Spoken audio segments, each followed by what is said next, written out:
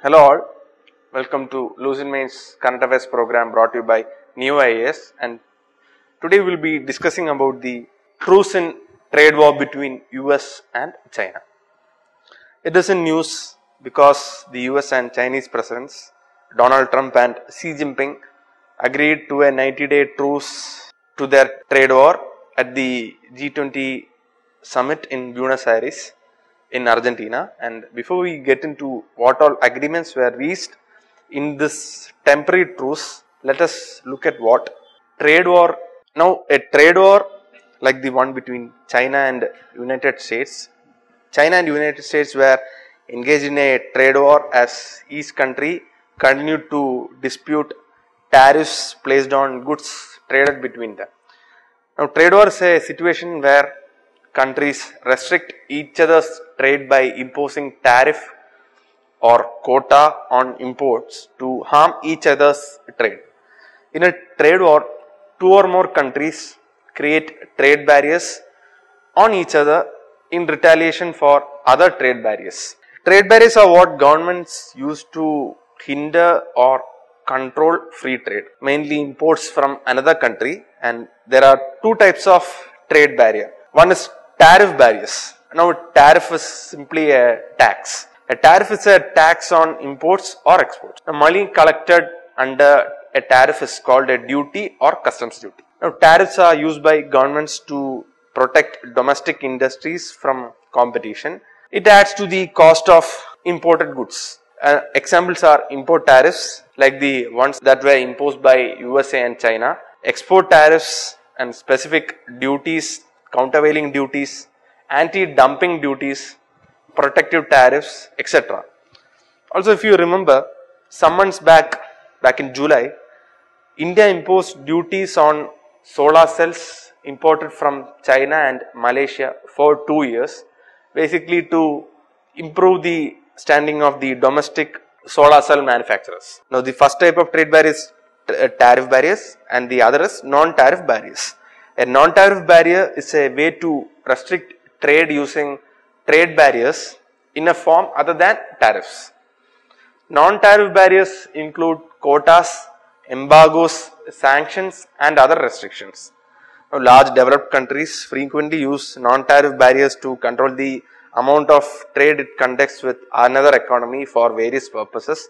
Now, for non-tariff barriers, we can take the case of United States imposing sanctions on Russia or Iran, for example, which has retarded their economic growth and has pushed them into economic crisis. So, what has happened so far? China and USA are locked in a dispute over their trade imbalance and trade deficit and also China's tech policies.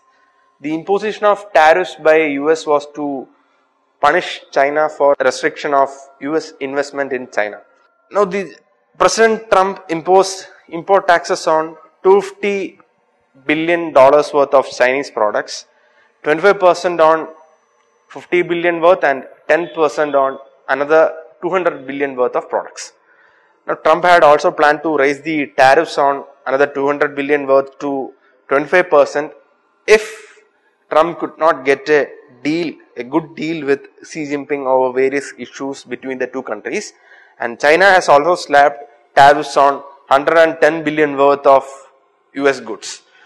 Now, these taxes were imposed from 24th September, starting at 10% and increasing to 25% from the start of next year, unless the two countries would agree to a deal, as Trump has been posturing for some time now. But early in December, the two sides agreed to a truce in the trade war because there were signs of significant slowdown in the Chinese economy, and also there were concerns in the US over the negative impact of trade war on American financial markets. So the countries have moved forward to come to an agreement. Whether it will last for a longer time, we are yet to see. What are the views of US and China on this issue? The US President Donald Trump says that he wants to stop the unfair transfer of American technology and stop the intellectual property theft to China and protect the jobs in United States. United States had imposed sanctions on steel imported from China, and this he stated because China was dumping the steel into US markets, which also costed more than 2 lakhs worth of jobs in United States, at least according to Donald Trump.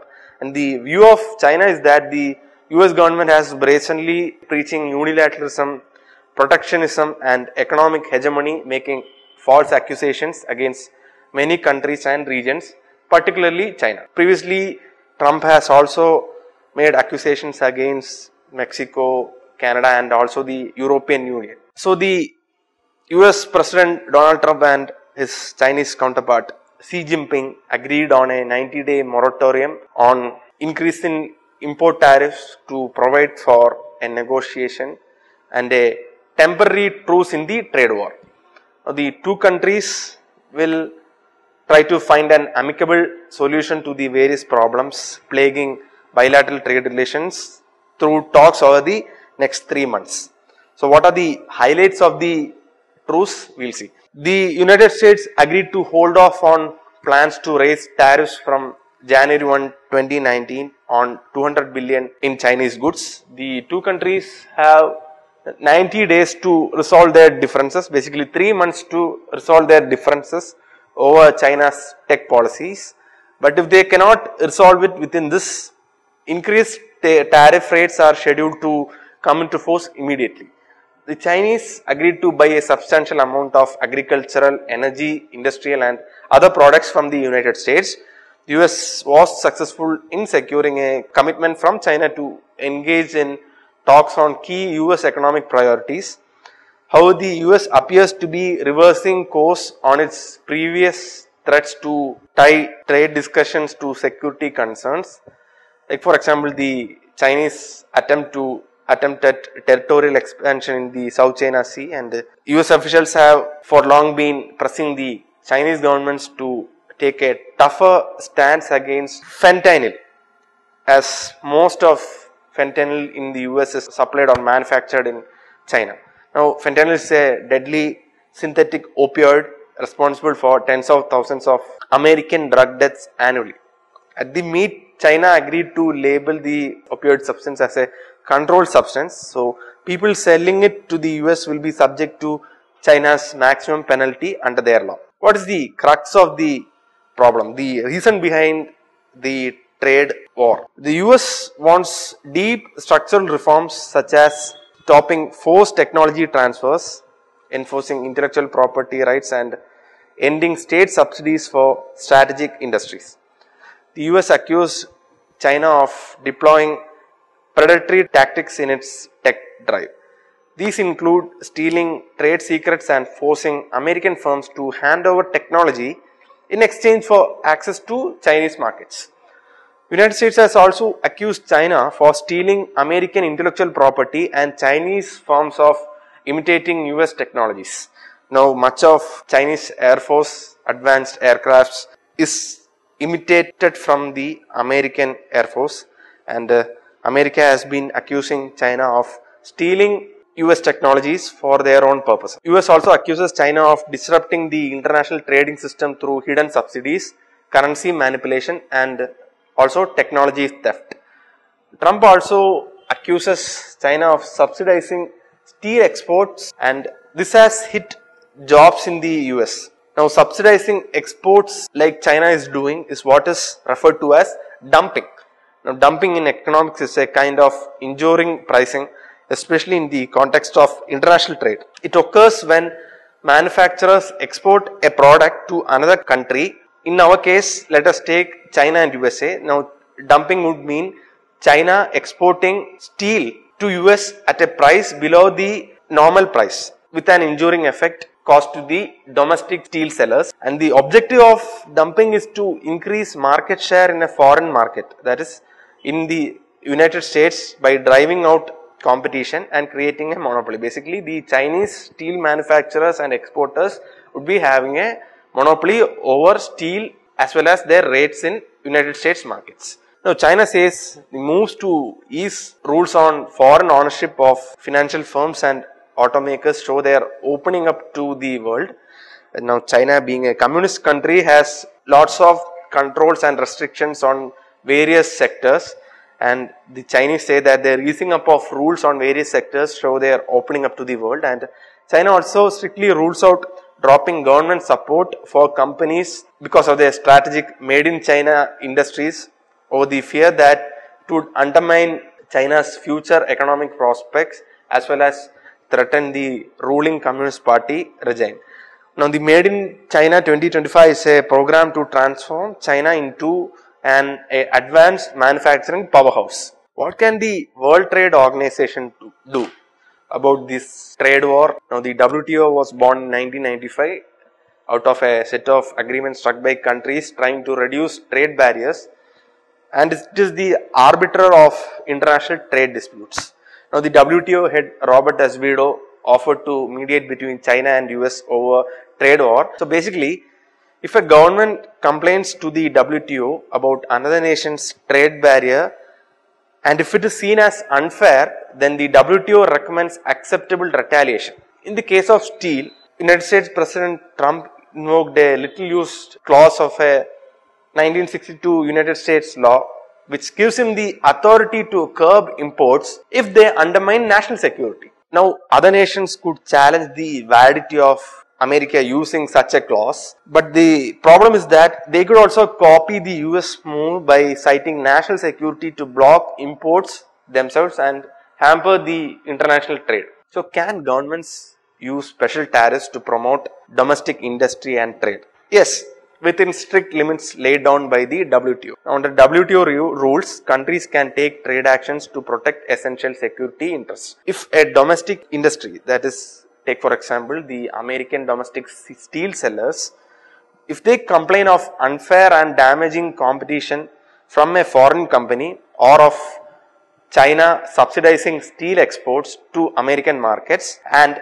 if the government investigates based upon this complaint, and if the government determines that the Chinese government is dumping or subsidizing their exports, the United States government or any other government can impose anti-dumping or countervailing duties on the steels that they import up to a sufficient level to counteract the margin of dumping or subsidy. Often the threat of an investigation may be enough to remedy the abuse, or alternatively, instead of applying the duty, the investigating government, that is United States in this example, may accept an undertaking from the exporting company or the government, that is China in our case, to increase prices of the items concerned, so that when they arrive at the domestic market, it competes at an equal term with the domestic product. There is another WTO provision which is sometimes used where a sudden surge of imports appear to be damaging a domestic industry. The importing